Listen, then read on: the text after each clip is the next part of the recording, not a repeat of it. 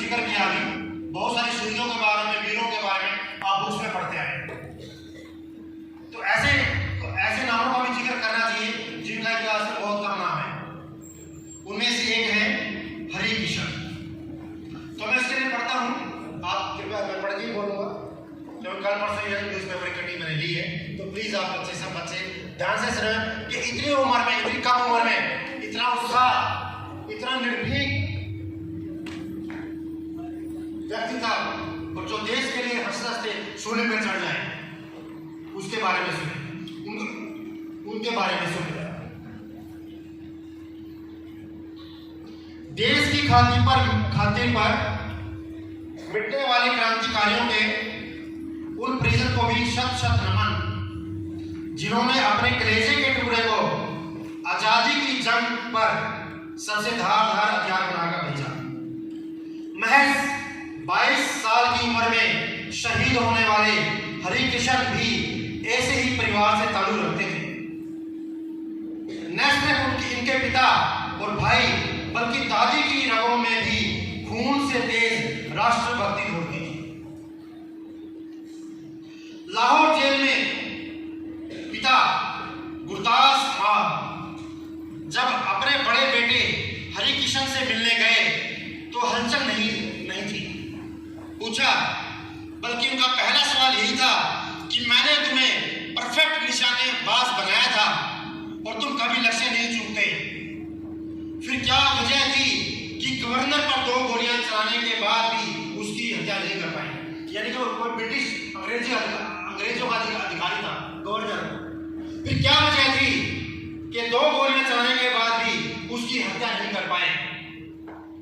हरि किशन ने कहा, बाबूजी, गवर्नर पर निशाना साधने के लिए मैं जिस कुर्सी पर खड़ा था वह हिल रही थी, इसलिए मेरी गोली से वह सिर्फ जख्मी हुआ, मरा नहीं। लेकिन जब मैंने पुलिस सुपरिटेंडेंट पर गोली चलाई उस वक्त मैं जमीन पर खड़ा था और सटीक निशाने से उसकी जान ले ली। पिता ने कहा, तो तुमने जमीन पर खड़े होकर गवर्नर पर निशाना क्यों नहीं लगाया? इस पर हरि किशन बोले, गवर्नर के पास बहुत सारे लोग थे, अगर मैं जमीन से निशाना लगाता तो कोई और शिकार हो जाता। उस कार्यक्रम में सेरेमनी भाषण देने वाले डॉक्टर सर्वपल्ली राधाकृष्णन गवर्नर के पास ही खड़े थे। मैं तीसरी गोली चलाना चाहता था, लेकिन गवर्नर को बचाने के लिए डॉक्टर राधाकृष्णन जी सामने आ गए, इसलिए मैं नहीं चला पाया। पिता ने कहा, अगर तुमने मुझे निशाना लगाया होता, अगर तुमने सही निशाना लगाया होता और गवर्नर मारा जाता तो मुझे तुम पर बहुत गर्व होता। 26 फरवरी 1931 को हरि किशन को फांसी की सजा सुनाई गई। इसके बाद जब इनकी दादी मिलने के लिए जेल गई, बड़ा देखिए, दादी जिसकी फांसी होने वाली है अपने पोते से मिलने के लिए जेल जा रही है। उनकी दादी मिलने के लिए जेल गई तो उन्होंने कहा, बेटा, फांसी के फंदे की तरफ पूरी हिम्मत से कदम बढ़ाना। इस पर पोते हरि किशन का जवाब था, आप चिंता न करें दादी, इस शेरनी के पोते के आगे मौत को भी खुद पर शर्म आ जाए। देखिए दादा दादी और पोते का संवाद, कि मैं शेरनी का पोता हूं, मेरी मौत पर भी इसको शर्म आएगी। उसका जवाब था। हरि किशन जिस लॉकअप में थे, जेल में थे जिसमें हरि किशन, भगत सिंह का लॉकअप भी पास में ही था। हरि किशन की इच्छा थी कि वह भगत सिंह से मिले, लेकिन जेल अफसर ने एक नहीं सुनी। अपनी मांग पूरी कराने के लिए हरि किशन ने भूख हड़ताल कर दी। आखिर 9 दिन बाद इच्छा पूरी हुई, यानी कि हरि किशन 9 दिन भूख हड़ताल पर रहे, तब उसकी मांग मानी गई कि मुझे भगत सिंह से मिलना है। और भगत सिंह ने दूध पिलाकर उसकी भूख हड़ताल खत्म करवाई। हरि किशन की आखिरी इच्छा थी कि मेरा अंतिम संस्कार वहीं किया जाए जहां भगत सिंह, सुखदेव और राजगुरु की अंत्येष्टि हो और अस्थियां भी शत्रुंज में वहां बहाई जाए। जहां इन देशभक्तों की विसर्जन हुआ 9 जून 1931 को हरि किशन को फांसी दे दी गई। हालांकि उनका पार्थिव देह परिजन को नहीं सौंपा गया, जेल प्रशासन ने ही अंतिम संस्कार कर दिया। हरि किशन के छोटे भाई भगत राम ने भी सुभाष चंद्र बोस की मदद करके अपने देशभक्ति का परिचय दिया। तो ये था हमारे हीरो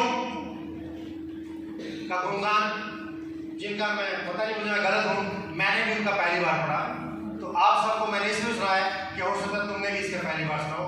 तो ऐसे वीरों को सलाम जिनकी वजह से हम आज़ादी ले रहे हैं। आजकल ये भी है कि बड़ा क्रिटिसिज्म जो हो रहा है, चाहे वो सबका बराबर योगदान था अपने अपनी एबिलिटी से जो उस आज़ादी में, चाहे नेहरू जी थे, चाहे महात्मा गांधी थे, चाहे कोई और थे, तरीका सबका अलग था। गांधी जी का तरीका अलग था, भगत सिंह जी का, शहीद भगत सिंह का तरीका अलग था, सुभाष चंद्र बोस का तरीका अलग था, नेहरू जी का तरीका अलग था। तो बाद में हिस्ट्री में इतिहास का प्रशंसा भी करते हैं, आलोचना भी करते हैं, लेकिन जिसने भी उस समय में जैसी परिस्थिति थी, जैसा हौसला था, सबने अपना हमें उनका योगदान मानना चाहिए, चाहे वो किसी भी राजनीतिक पार्टी से रहे। तो सबको सलाम। दूसरा लास्ट और एक बात मैं कहूँगा कि आखिर हमें इतने साल आज़ादी कब हुए, हमें क्या मिला, आखिर आज़ादी का मीनिंग क्या है, आज़ादी के मायने क्या है। From my point of view there are 3 meanings, still they are not fulfilled. वो फुलफिल नहीं हुए। मैं भारत सरकार या आप सबसे हमारी गुजारिश रहेगी वो फुलफिल किया जाए। फर्स्ट क्या है, social justice, second social equality, third women empowerment. जब तक ये नहीं होंगे हमारी आज़ादी का लक्ष्य पूरा नहीं माना जाएगा। अभी भी हमारे यहाँ सोशल इक्वलिटी नहीं है, हमारे यहाँ ऊंच नीच जाति प्रथा सब कुछ अभी भी है। सोशल जस्टिस अभी भी सामाजिक न्याय नहीं है, ये एग्जिस्ट नहीं करता है।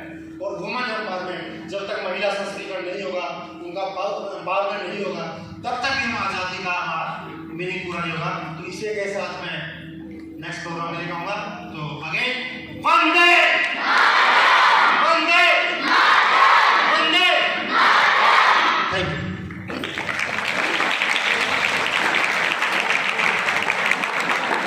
Thank you very much, sir, for your motivational words.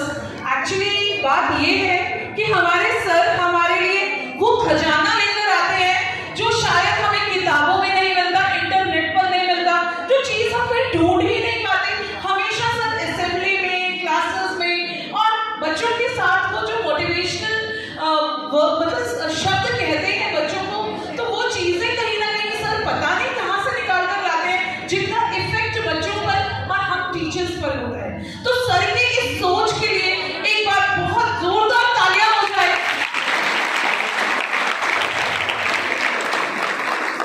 तो थोड़ा सा हमारे प्रिंसिपल सर के बारे में हल्का सा मन में कुछ आ गया, नेचुरल सा है, कुछ प्री प्लान नहीं है। जस्ट सर हमेशा हमें टाइम टू टाइम गाइड करते रहते हैं स्टूडेंट्स को, स्टूडेंट के नजरिए से, ऑलवेज बिफोर एग्जाम्स। एक्चुअली मेरा एक्सपीरियंस भी मोर देन 20 इयर्स है, पर जब से मैं DAV पब्लिक स्कूल नागौर में आई हूँ तो मैंने यहाँ पर बहुत ज़्यादा कुछ सीखा है।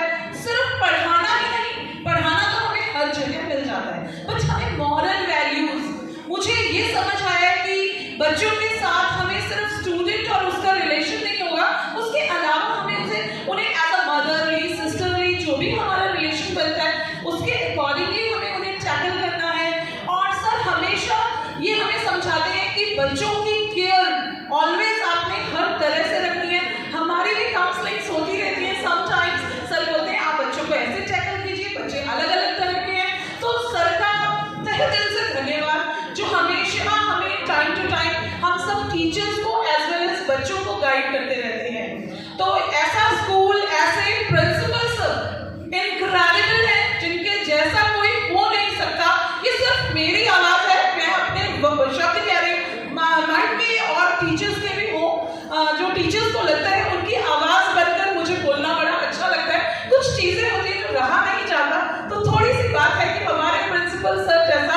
दुनिया में मतलब मुझे नहीं मिला 21 years मुझे भी जॉब में हो गए कि what huge round of applause for our working principal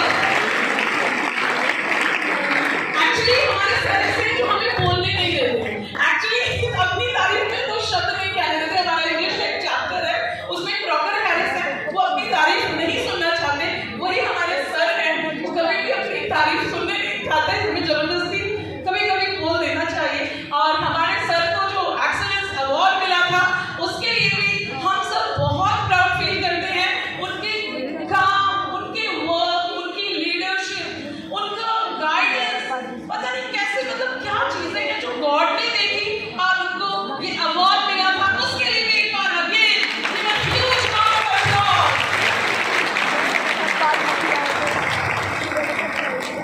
sir रोक नहीं पा रही सॉरी एक्सक्यूज मी मन करता है कभी कभी कुछ मन के हाल सुनाने का जो सच है हाँ जी तो नाउ कॉन्टिन्यूटी में हम चलते हैं जो हम कर रहे थे thank you sir for being our principal आप हमें बहुत सिखाते हैं और सीखना भी चाहते हैं ऑलवेज और सर के अंदर एक चीज जो मैं कहना चाहती हूँ सर के अंदर जो आप सबके बारे में जो रिस्पेक्ट है ना मतलब मैं बोल नहीं सकती वो चीज हम भी सीख रहे हैं जैसे सुषमा मैम के बारे में विश्व मोहिनी मैम के बारे में और आज जस्टिस सर आए हुए इनके बारे में जो वो विचार रखते हैं फीलिंग्स रखते हैं मुझे लगता है सर उतना कह नहीं पाते उससे ज्यादा वो फीलिंग्स रिस्पेक्ट रखते हैं और कहीं ना कहीं वो चीज हमें भी 7-8 years से मैं स्कूल में हूँ हमें भी सीखने को मिल रही है हमें अपने गुरुजनों से अपने बड़ों से कुछ ना कुछ सीखने को मिलता है और वही चीजें हमारे बच्चे भी सीख रहे हैं सर हमारे लिए एक रोल मॉडल है एक बस कह लीजिए अब क्या नाम दूं मतलब ज्यादा हो जाएगा बट somehow सर हमारे लिए एवरीथिंग है मतलब हर तरह से हर टीचर को हर स्टूडेंट को अंडरस्टैंड करते हैं so thank you for this ये थोड़े से हाँ जी now again the same routine जब आंखें खुले तो धरती हिंदुस्तान की हो जब आंखें बंद हो तो यादें हिंदुस्तान की हो हम मर भी जाएं कोई गम नहीं लेकिन मरते वक्त भी मिट्टी हिंदुस्तान की हो हर फौजी हर सच्चे हिंदुस्तानी के मन के ये शब्द हैं जब बात हिंदुस्तान की हो और हरियाणा की छोरियां छोरों से कम नहीं ये हरियाणवी छोरियां हरियाणा तो क्या हिंदुस्तान का भी पर जब विश्व के मैदान में लहरा चुकी है तो इसी भावना के साथ प्रस्तुत है Haryanvi dance by the energetic student